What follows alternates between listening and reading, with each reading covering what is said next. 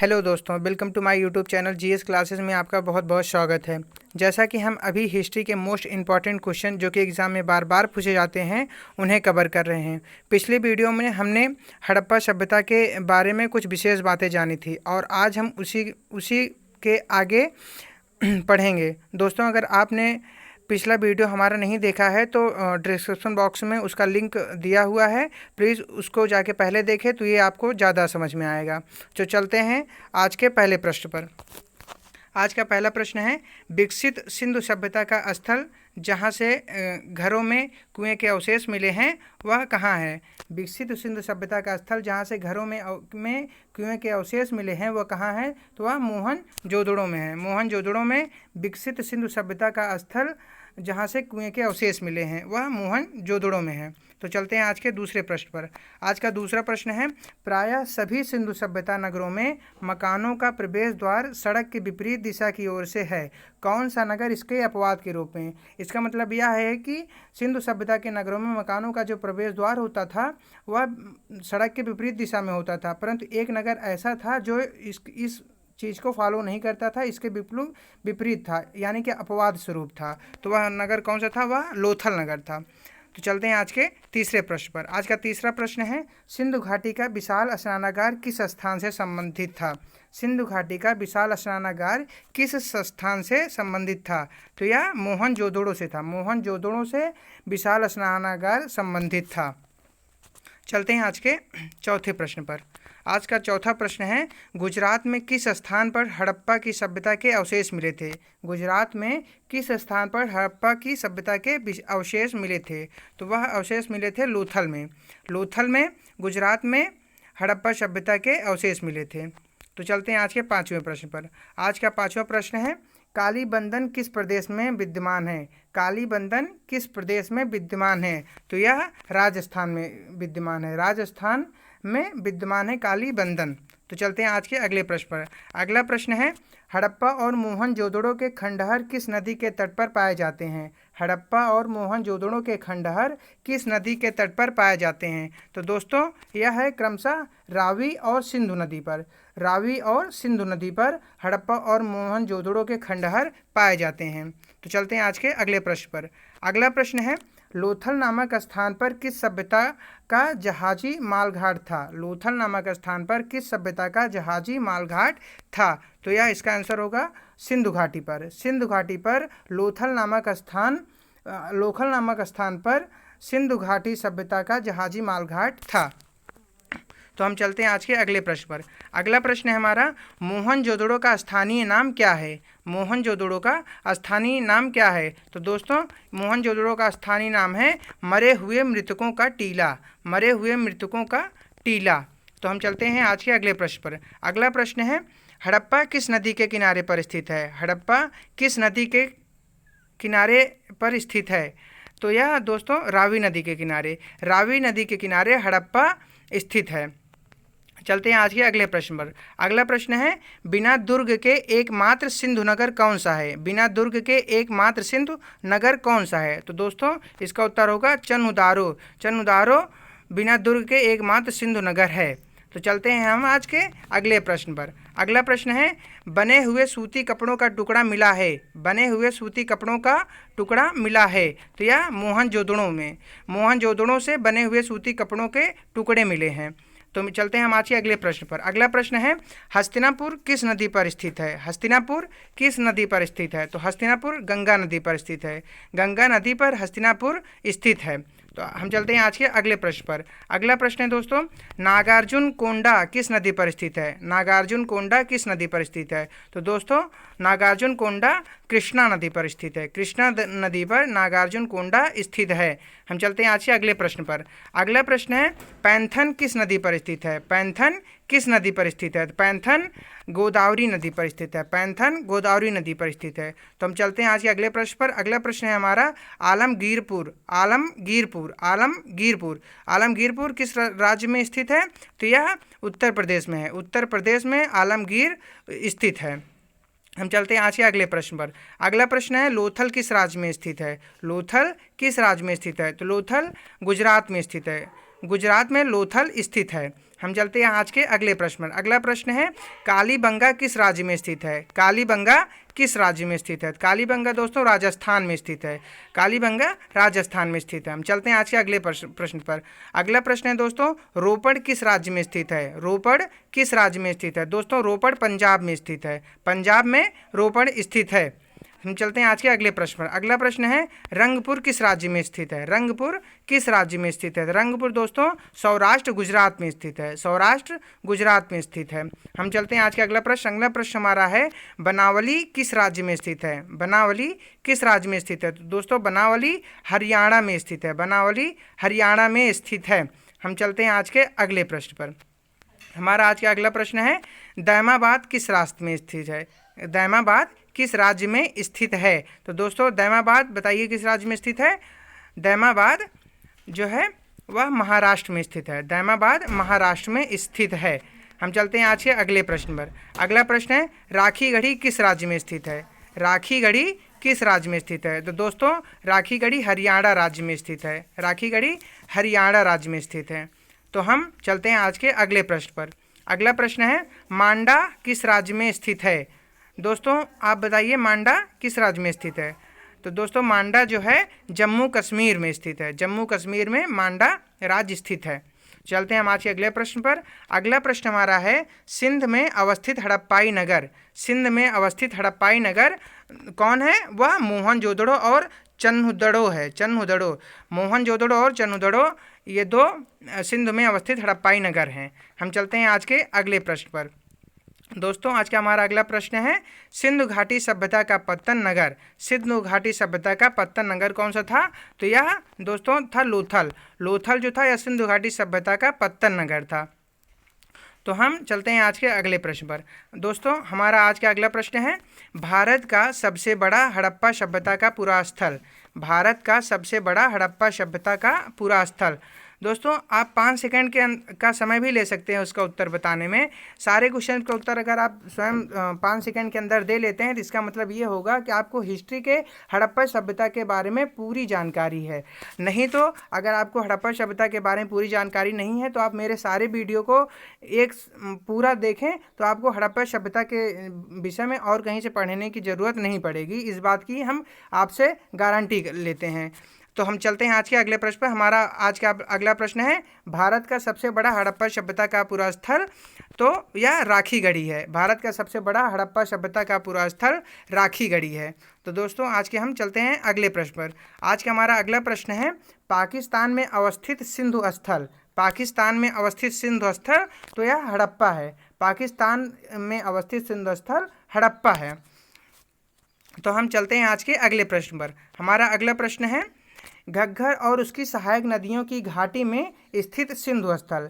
क्या है क्वेश्चन हमारा? घग्गर और उसकी सहायक नदियों की घाटी में स्थित सिंधु स्थल। तो दोस्तों वह है बनावली। बनावली घग्गर और उसकी सहायक नदियों की घाटी में स्थित सिंधु स्थल बनावली है।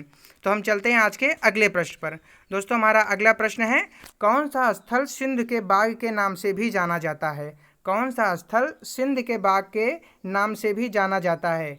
तो हमारा इसका आंसर होगा मोहनजोदड़ो। कौन सा स्थल सिंध के बाग के नाम से भी जाना जाता है? तो यह मोहनजोदड़ो है। मोहनजोदड़ो स्थल सिंध के बाग के नाम से भी जाना जाता है दोस्तों। तो हम चलते हैं आज के अगले प्रश्न पर। हमारा अगला प्रश्न है किस सिंधु घाटी सभ्यता स्थल से घोड़े की हड्डियों के साक्ष्य पाए गए हैं? किस सिंधु घाटी सभ्यता स्थल से घोड़े के हड्डियों के साक्ष्य पाए गए हैं? तो दोस्तों इसका उत्तर होगा सुरकोतड़ा। सुरकोतड़ा से सिंधु घाटी सभ्यता स्थल से घोड़े की हड्डियों के साक्ष्य पाए गए हैं। यानी कि सुरकोतड़ा से सिंधु घाटी सभ्यता स्थल से घोड़े की हड्डियों के साक्ष्य पाए गए हैं। कहाँ से? सुरकोतला से। हम चलते हैं आज के अगले प्रश्न पर। अगला प्रश्न है हड़प्पा के लोगों की सामाजिक पद्धति कैसी थी? हड़प्पा के लोगों की सामाजिक पद्धति कैसी थी? तो दोस्तों इसका उत्तर होगा उचित समतावादी। उचित समतावादी। हड़प्पा के लोगों की सामाजिक पद्धति कैसी थी? उचित समतावादी थी। दोस्तों आप हमारे वीडियो को पूरा देखिएगा। अगर अच्छा लगे तो लाइक कीजिएगा, सब्सक्राइब कीजिएगा और बेल आइकन को जरूर प्रेस कीजिएगा ताकि आपको हमारी सभी वीडियो का नोटिफिकेशन मिल सके सबसे पहले। तो दोस्तों हड़प्पा के लोगों की सामाजिक पद्धति कैसी थी? उचित समतावादी थी। तो हम चलते हैं आज के अगले प्रश्न पर। अगला प्रश्न है, हड़प्पाई सभ्यता के मोहरों और टेराकोटा कलाकृतियों में निरूपण नहीं हुआ है। हड़प्पाई सभ्यता के मोहरों और टेराकोटा कलाकृतियों में निरूपण नहीं हुआ है, तो इसका जवाब होगा गाय और घोड़ा का। गाय और घोड़ा का हड़प्पाई सभ्यता के मोहरों और टेराकोटा कलाकृतियों में निरूपण नहीं हुआ है। किसका किसका नहीं हुआ है? गाय और घोड़ा का। गाय और घोड़ा का हड़प्पाई सभ्यता के मोहरों और टेराकोटा कलाकृतियों में निरूपण नहीं हुआ है। तो हम चलते हैं आज के अगले प्रश्न पर। अगला प्रश्न है दोस्तों, जो कि बहुत ही इंपॉर्टेंट, बहुत ही अच्छा है। यह कि शतरंज का खेल उद्भूत हुआ है। शतरंज का खेल उद्भूत हुआ है। अगर आपको यह इस प्रश्न का उत्तर पता है तो बहुत अच्छा है, नहीं पता है तो आपको खुशी भी होगी यह जानकर कि शतरंज का खेल का उद्भूत कहाँ से हुआ है। तो दोस्तों यह भारत में हुआ है, जो कि पूरे विश्व में खेला जाता है। शतरंज का खेल का उद्भव कहाँ से हुआ है? भारत में हुआ है। तो दोस्तों आज का अगला प्रश्न है, सिंधु घाटी सभ्यता का पत्तन नगर यानी कि बंदरगाह कौन सा है? सिंधु घाटी सभ्यता का पत्तन नगर यानी कि बंदरगाह कौन सा है? तो दोस्तों इसका उत्तर होगा लोथल। सिंधु घाटी सभ्यता का पत्तन नगर यानी कि बंदरगाह लोथल है। लोथल जो है यह सिंधु घाटी सभ्यता के पत्तन नगर बंदरगाह है। तो हम चलते हैं आज के अगले प्रश्न पर। अगला प्रश्न है दोस्तों, पैमानों की खोज ने यह सिद्ध कर दिया कि सिंधु घाटी के लोग माप और तौल से परिचित थे। यह खोज कहाँ पर हुई थी? यह खोज कहाँ पर हुई थी? कौन सा? पैमानों की खोज ने यह सिद्ध कर दिया कि सिंधु घाटी के लोग माप और तौल से परिचित थे। यह खोज कहाँ पर हुई थी? तो दोस्तों यह खोज हड़प्पा में हुई थी। हड़प्पा में ही पैमानों की खोज ने यह सिद्ध कर दिया था कि ये लोग, सिंधु घाटी के लोग, माप और तौल से परिचित थे। किस चीज़ से परिचित थे? माप और तौल से। कौन से लोग? हड़प्पा सभ्यता के लोग। ठीक है दोस्तों, हम चलते हैं आज के अगले प्रश्न पर। अगला प्रश्न है, हड़प्पा काल की मुद्राओं के निर्माण में मुख्य रूप से किस द्रव्य का उपयोग किया गया था? हड़प्पा काल की मुद्राओं के निर्माण में मुख्य रूप से किस द्रव्य का उपयोग किया गया था? तो दोस्तों इसका सही जवाब होगा स्टीएटाइट यानी कि सिलखड़ी। स्टीएटाइट यानी कि सिलखड़ी। हड़प्पा काल की मुद्राओं के निर्माण में मुख्य रूप से जिस द्रव्य का उपयोग हुआ था उसका नाम यह है स्टीएटाइट सिलखड़ी। तो हम चलते हैं आज के अगले प्रश्न पर। आज का हमारा अगला प्रश्न दोस्तों, अफवाह तंत्र का निर्माण सबसे पहले किस सभ्यता के लोगों ने किया था? अफवाह तंत्र का निर्माण सबसे पहले किस सभ्यता के लोगों ने किया था? तो दोस्तों इसका उत्तर क्या होगा, बताइए आप। तो दोस्तों इसका उत्तर होगा सिंधु घाटी सभ्यता के लोगों ने, यानी कि सिंधु घाटी के सभ्यता के लोगों ने अफवाह तंत्र का निर्माण किया था सबसे पहले। तो दोस्तों हम चलते हैं आज के अगले प्रश्न पर। अगला प्रश्न है, सैंधव सभ्यता के लोथल और रंगपुर से किसकी खेती के प्रमाण मिले हैं? सैंधव सभ्यता के लोथल और रंगपुर से किसकी खेती के प्रमाण मिले हैं? तो दोस्तों इसका सही जवाब होगा चावल की खेती की। चावल की खेती के प्रमाण मिले हैं कहाँ से? सैंधव सभ्यता के लोथल और रंगपुर से जो है जिस खेती के प्रमाण मिले हैं वह चावल की खेती है। ये लोग चावल की खेती करते थे, इसी का प्रमाण मिला है। तो हम चलते हैं आज के अगले प्रश्न में। दोस्तों आज का हमारा अगला प्रश्न है, हड़प्पा वासी किस वस्त्र के उत्पादन में सर्वप्रथम थे? हड़प्पा वासी किस वस्त्र के उत्पादन में सर्वप्रथम थे? तो दोस्तों उसका उत्तर बहुत ही आसान है। इसका उत्तर है कांसे के औजार का। कांसे के औजार का हड़प्पावासी उत्पादन सर्वप्रथम करते थे। हड़प्पावासी कांसे के औजार के उत्पादन में सर्वप्रथम थे। सर्वप्रथम किस चीज़ में थे? कांसे के औजार के उत्पादन में। दोस्तों आज हम चलते हैं आज के अगले प्रश्न पर। अगला प्रश्न है, सिंधु घाटी की सभ्यता के लोगों का मुख्य व्यवसाय क्या था? सिंधु घाटी सभ्यता के लोगों का मुख्य व्यवसाय क्या था? तो दोस्तों इनका मुख्य व्यवसाय था कृषिकार्य, यानी कि कृषिकार्य जो था वो सिंधु घाटी की सभ्यता के लोगों का मुख्य व्यवसाय था। तो हम आज के चलते हैं अगले प्रश्न पर। दोस्तों हमारा अगला प्रश्न है, भारत में चांदी के प्राचीनतम साक्ष्य मिले हैं कहाँ पर? भारत में चांदी के प्राचीनतम साक्ष्य मिले हैं कहाँ पर मिले दोस्तों? हड़प्पा संस्कृति से। हड़प्पा संस्कृति से। दोस्तों आज का हमारा अगला प्रश्न है, कपास की खेती का आरंभ हुआ था। कपास की खेती का आरंभ हुआ था तो कहाँ से? भारत में। भारत में कपास की खेती का आरंभ हुआ था। तो हम चलते हैं आज के अगले प्रश्न पर। हमारा अगला प्रश्न है, हड़प्पा सभ्यता में मनके बनाने के कारखाने का साक्ष्य प्राप्त हुआ है। हड़प्पा सभ्यता में मनके बनाने के कारखाने का साक्ष्य प्राप्त हुआ है। तो दोस्तों कहाँ से? यह चन्नुदड़ो और लोथल से। कहाँ से? चन्नुदड़ो और लोथल से हड़प्पा सभ्यता में मनके बनाने के कारखाने का साक्ष्य प्राप्त हुआ है। तो हम चलते हैं आज के अगले प्रश्न पर। अगला प्रश्न दोस्तों, यूनान के लोग सिंडन कहते थे? यूनान के लोग सिंडन कहते थे किसको? हड़प्पा सभ्यता में उगाई गई कपास को। हड़प्पा सभ्यता में उगाई गई कपास को यूनान के लोग सिंडन कहते थे। यूनान के लोग सिंडन किसे कहते थे? वे हड़प्पा सभ्यता में उगाई गई कपास को ही वो लोग सिंडन कहते थे। कौन कहते थे? यूनान के लोग। हम चलते हैं आज के अगले प्रश्न पर। हमारा अगला प्रश्न है, नील नदी के तट पर जो सभ्यता पनपी है वह कौन सी है? नील नदी के तट पर जो सभ्यता पनपी थी वह कौन सी थी? वह मिस्र की सभ्यता थी। मिस्र की सभ्यता, यानी कि नील नदी के तट पर जो सभ्यता पनपी थी वह मिस्र की सभ्यता थी। हम चलते हैं आज के अगले प्रश्न पर। अगला प्रश्न है, लेखन कला की उचित प्रणाली विकसित करने वाली सर्वप्रथम प्राचीन सभ्यता कौन सी थी? लेखन कला की उचित प्रणाली विकसित करने वाली सर्वप्रथम प्राचीन सभ्यता कौन सी थी? तो दोस्तों सुमेरिया। सुमेरिया जो थी वह लेखन कला की उचित प्रणाली विकसित करने वाली सर्वप्रथम प्राचीन सभ्यता थी। तो हम चलते हैं आज के अगले प्रश्न पर। हमारा अगला प्रश्न है दोस्तों, मिस्र के लोग नील नदी की देवी की पूजा किस नाम से करते थे? मिस्र के लोग नील नदी की देवी की पूजा किस नाम से करते थे? तो दोस्तों इसका सही जवाब होगा आइसिस। आइसिस। मिस्र के लोग नील नदी की देवी की पूजा किस नाम से करते थे? तो नील नदी, इसका जवाब ऐसे हम दे सकते हैं, मिस्र के लोग नील नदी की देवी की पूजा आइसिस नाम से करते थे। किस नाम से करते थे? आइसिस नाम से करते थे। हम चलते हैं आज के अगले प्रश्न पर। हमारा अगला प्रश्न है, सिंधु घाटी के लोग किस वृक्ष की पूजा करते थे? सिंधु घाटी के लोग किस वृक्ष की पूजा करते थे? तो दोस्तों पीपल वृक्ष की पूजा सिंधु घाटी के लोग करते थे, जो कि आज भी आप या बहुत सारे लोग करते हैं। सिंधु घाटी के लोग किस वृक्ष की पूजा करते थे? वह पीपल। तो आज के हम चलते हैं चलते हैं लास्ट प्रश्न पर। आज का लास्ट प्रश्न है, सिंधु घाटी की प्राचीन संस्कृति और आज के हिंदू धर्म के बीच जैव संबंध का प्रमाण किसकी पूजा से मिलता है? तो दोस्तों यह शिव और शक्ति से माफ कीजिएगा दोस्तों, आज का लास्ट प्रश्न है, अभी और 10 प्रश्न हैं। सिंधु घाटी की प्राचीन संस्कृति और आज के हिंदू धर्म के बीच जैव संबंध का प्रमाण किसकी पूजा से मिलता है? शिव और शक्ति से। तो दोस्तों आज हम चलते हैं आज के अगले प्रश्न पर। अगला प्रश्न है, सिंधु घाटी के लोग विश्वास करते थे किस पर? मातृशक्ति पे। मातृशक्ति में सिंधु घाटी लोगों का अटूट विश्वास था। अटूट विश्वास किस चीज़ पर था? मातृशक्ति पर। मातृशक्ति में सिंधु घाटी के लोगों का अटूट विश्वास था। हम चलते हैं आज के अगले प्रश्न पर। अगला प्रश्न है, सिंधु घाटी के लोग पूजा करते थे किस चीज़ की?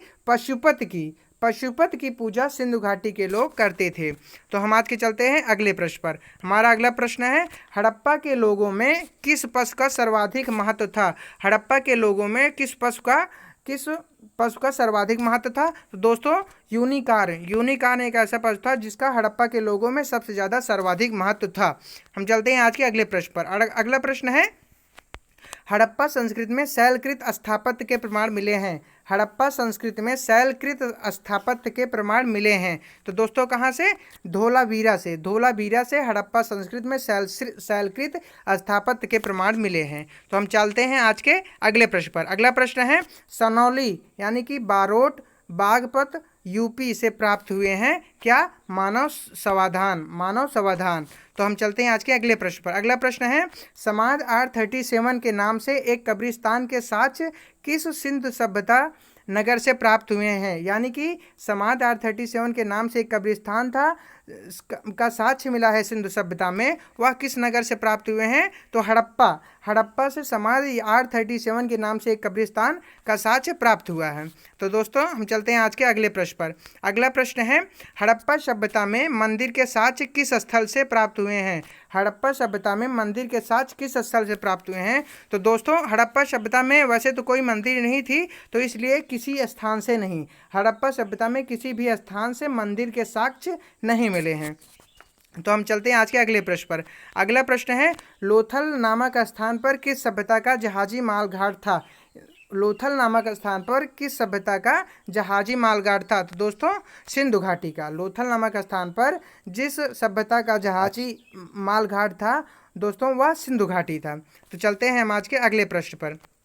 अगला प्रश्न है, मोहनजोदड़ो से क्या प्राप्त हुआ था? मोहनजोदड़ो से क्या प्राप्त हुआ था? दोस्तों, मोहनजोदड़ो से महास्नानागार यानी कि विशाल स्नानागार प्राप्त हुआ था। मोहनजोदड़ो से विशाल स्नानागार प्राप्त हुआ है। दोस्तों, हम चलते हैं आज के अगले प्रश्न पर। सिंधु सभ्यता के कुछ प्रमुख बातें, यानी कि सिंधु सभ्यता के कुछ प्रमुख बातें जो कि इनको विशेष बनाती हैं। तो इनमें विशेष बातें कुछ पॉइंट है जिसको हम आपको बताने चल रहे हैं। इसका पहला पॉइंट ये है कि इनमें नगरों में, सिंधु सभ्यता के नगरों में नालियों की सुदृढ़ व्यवस्था थी। नालियों की सुदृढ़ व्यवस्था थी। दूसरा पॉइंट दोस्तों, व्यापार और वाणिज्य उन्नत दशा में था। इनका व्यापार और वाणिज्य जो था वह उन्नत दशा में था। किसका? सिंधु सभ्यता की जो प्रमुख बातें थी जो इनको विशेष बनाती थी वह यह थी कि इनके नगरों में नालियों की सुदृढ़ व्यवस्था थी, पहला। दूसरा पॉइंट यह है कि व्यापार और वाणिज्य उन्नत दशा में था। और तीसरा पॉइंट यह है कि ये मातृ देवी की उपासना की जाती थी, यहीं पे मातृ देवी की उपासना की जाती थी। और चौथा है, नगर नियोजन इनका बहुत ही अच्छा था। पांचवा पॉइंट है, मोहनजोदड़ो और हड़प्पा प्रमुख इनके नगर माने जाते थे। और छठा पॉइंट है, कृषि संबंधी कार्य प्रमुखता से किया जाता था। और सातवां पॉइंट है, विभिन्न तरह के उद्योग पाए गए हैं यहाँ पे। रोपड़ एवं कालीबंगा प्रमुख नगर थे। और अगला पॉइंट है, सड़कों एवं नालियों के जाल के साथ नियोजित शहरों का विकास किया गया था। और लास्ट पॉइंट है, उन्हें धातुओं के उपयोग का पता था। पता था। दोस्तों, अगर आपको हमारा वीडियो पसंद आया हो तो प्लीज़ लाइक कीजिएगा, सब्सक्राइब कीजिएगा और बेल आइकन को ज़रूर दबाइएगा ताकि आपको मेरे सभी वीडियो का अपडेट मिलता रहे। दोस्तों, अगर आपने मेरे पिछले वीडियो को नहीं देखा है तो हमने इस वीडियो के डिस्क्रिप्शन बॉक्स में लिंक को डाल रखा है, तो प्लीज़ उसमें जाकर उस वीडियो को भी ज़रूर देखें। धन्यवाद। जय हिंद।